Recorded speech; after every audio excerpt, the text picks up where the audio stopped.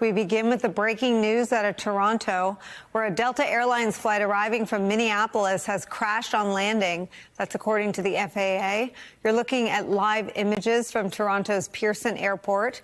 The jet appears to have flipped upside down. It is a developing situation, and a lot is unknown at this hour. But here's what we do know. The incident happened around 2:45 p.m. Eastern. 80 people were on board the aircraft. Pearson Airport has said in a post on X that all passengers and all crew have been accounted for, and emergency crews are responding. A local official tells MSNBC that 9 people have been injured. One is in critical condition and has been airlifted to a nearby trauma center. A child was also injured and taken by ambulance to a local hospital. This video shows passengers evacuating from the jet. The flight is operated by a regional subsidiary of Delta Airlines called Endeavour Airlines. The Transportation Safety Board of Canada is currently in charge of this investigation. Let's bring in my colleague, MSNBC host Ali Velshi, who also happens to be a pilot. He's been tracking this story for us. Also joining us, NTSB investigator, MSNBC aviation analyst Jeff Gazzetti will join us momentarily. Ali Velshi, I've been listening to you on the air with our friend and colleague, Katie Tur. Just reset for us what you believe to be the circumstances around this now flipped over upside down jet. So this is a Delta feeder jet. It's not a mainline jet, but Minneapolis, as you know, is one of the major centers for Delta. Toronto is the major hub in Canada.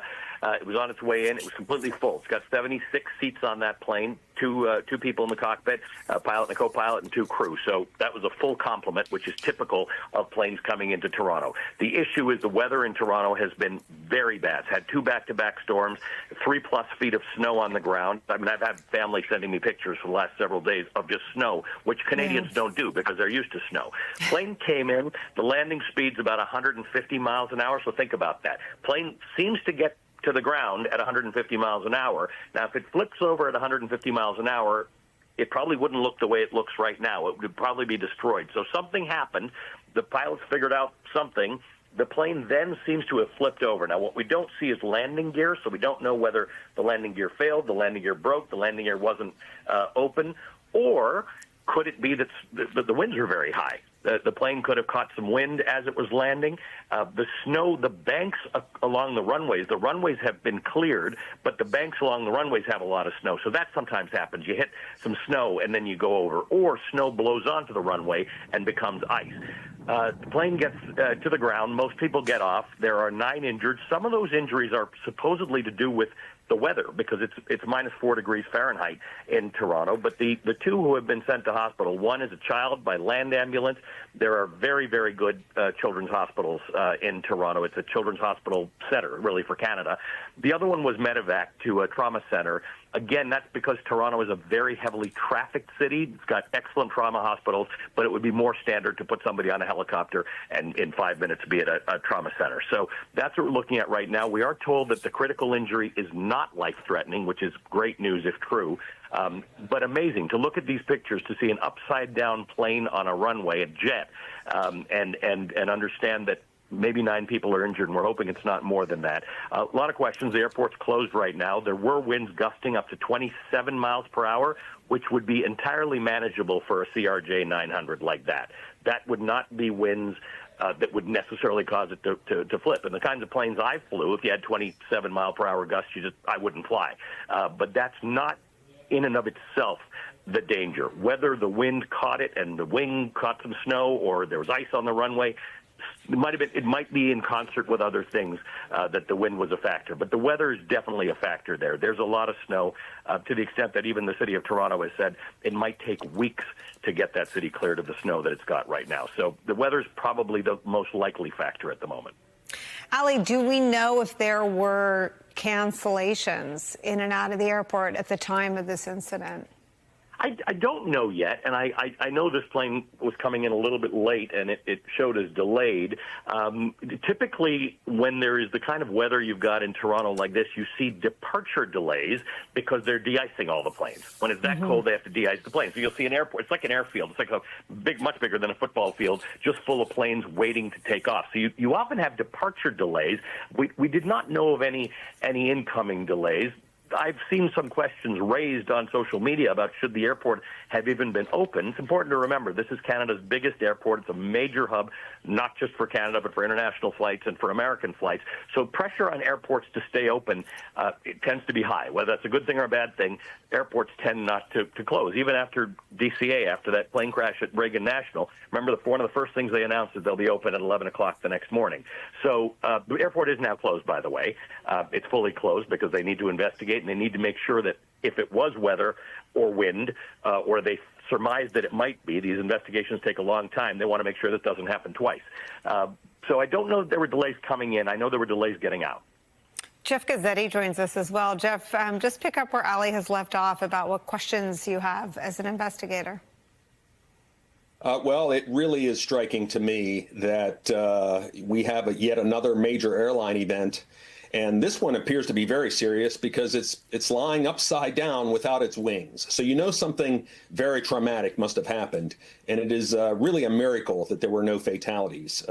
Fingers crossed on the critically injured person. We hope these serious injuries will clear up in time. But right now, Nicolle, it's really we just have too many questions and not enough answers. We have an airplane that experienced some sort of trauma during landing, and to the point where its entire wing box ripped off and the fuselage continued and came to rest upside down. There doesn't appear to be a whole lot of thermal damage or fire damage, which is a miracle because those wings hold fuel, and fortunately they didn't blow, it seems. So it's a miracle with regard to the survivability design of the aircraft too. The 16G seats that are designed not to move in a crash like this, the seat belts. But it's still very troubling. The wind was very high, as Captain Cox indicated, and that may have played a role in this, but it could have been a compounding factor with something else, perhaps an engine issue or a flight control issue. We just don't know right now. Jeff, we're hearing that there are now 15 people with injuries, but to your point, quite miraculous to look at this image and report that the injuries aren't more plentiful when there were 80 people on board. I just want to ask you, in terms of what you can see, what we can all see, this image on our screen, if you've ever seen this before.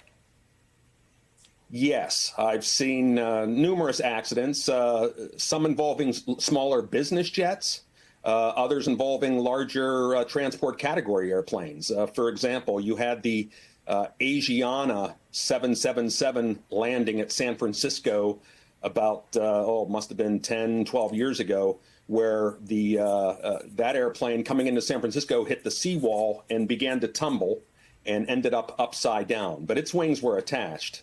Here we don't see that.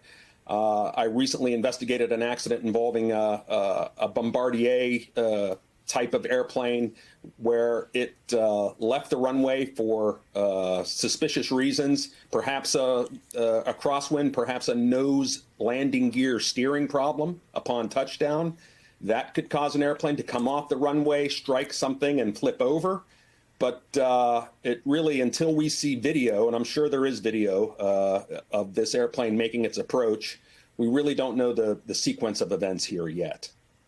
Ali Velshi, just jump in on how striking it is to be covering another potentially even more catastrophic airline incident.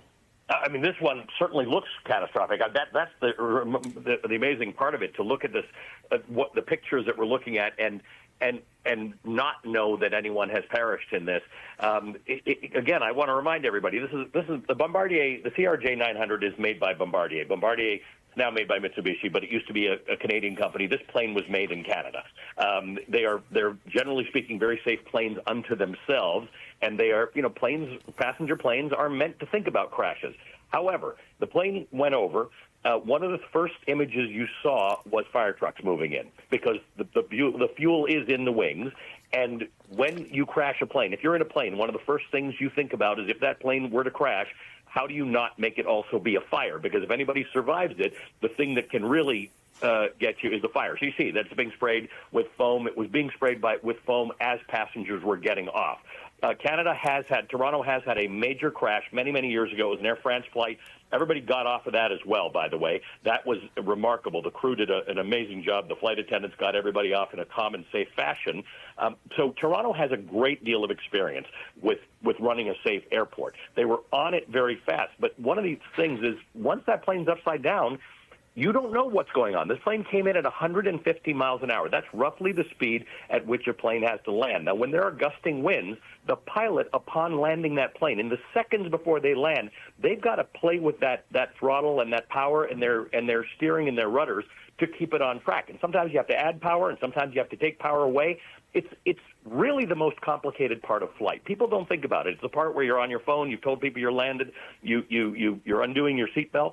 It is the most complicated part of flight. And so we're going to learn a lot because the crew seems to be alive, and I'm hoping this is the case. I'm hoping everybody's alive. We're going to learn a lot about what happened, and there will be real lessons from this one. The question remains as to whether that airport should have been open or closed with gusting winds and 2 to 3 feet of snow without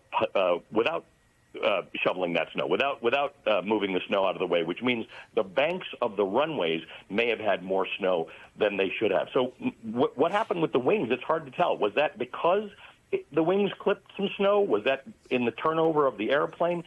We need to understand what the landing gear is. But as your other guest said, these are all compounding factors. In many cases, when you're dealing with weather is every pilot's enemy because it's unpredictable, it changes frequently, and as a pilot, you've got to make decisions. That's not a control tower telling you as you're coming in. They give you the weather readout. You have to fly your plane to the ground. So the idea that this plane touched down at something like 150 miles per hour and flipped over, and we have survivors, given that image you're seeing, is incredible because that's a serious crash.